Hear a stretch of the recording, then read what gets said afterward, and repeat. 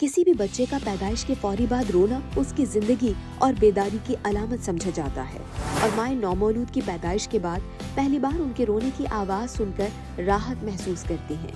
ये एक ऐसी आवाज तस्लीम की जाती है जिसे कोई भी माँ जिंदगी भर फरामोश नहीं कर सकती। लेकिन ये सवाल गौर तलब है कि आखिर बच्चे पैदाइश के फौरी बाद रोते क्यों हैं, हंसते क्यों नहीं हैं? डॉक्टर्स कहते हैं कि किसी भी बच्चे का पैदाइश के बाद फौरी रोना बहुत जरूरी है, क्योंकि उसका मतलब ये है कि बच्चा सांस लेने के काबिल है। ऐसा इसलिए क्योंकि दौरान हमल बच्चादानी में बच्चे के फेफड़ों में इम्यूनिटी फ्लूइड भर जाता है।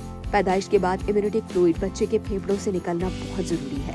तिब्बी माहिरीन के मुताबिक पैदाइश के फौरी बाद जब बच्चा रोता है तो इम्यूनिटी फ्लूइड बजरिया हवा बच्चे के फेफड़ों से खारिज हो जाता है और फेफड़े बजाते खुद काम करना शुरू कर देते हैं। माहिरीन के बकौल पैदाइश के वक्त बच्चे अपने सीने पर बहुत ज्यादा दबाव महसूस करते हैं, जिसकी वजह से वो सांस नहीं ले पा रहे होते।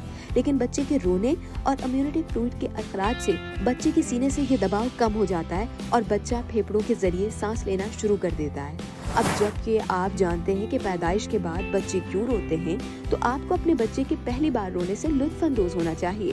सवाल ये पैदा होता है कि क्या तमाम बच्चे पैदाइश के बाद रोते हैं? इसके जवाब में माहिरीन बताते हैं कि पैदाइश के बाद तमाम बच्चों के लिए रोना जरूरी है। पैदाइश के बाद पहला रोना इस बात की निशानदेही करता है कि बच्चे के फेफड़े अच्छी तरह काम कर रहे हैं और वो सांस लेने के काबिल हैं। ताहम कुछ बच्चे पैदाइश के फौरन बाद नहीं रोते। अगर बच्चे के रोने में ताखीर होती है तो उसे डॉक्टर या नर्स की तरफ से हौसला अफजाई करने की जरूरत पड़ सकती है। यही नहीं, हंगामी सूरत हाल में नौमौलूद को खुसूसी तवज्जो की भी जरूरत पड़ सकती है।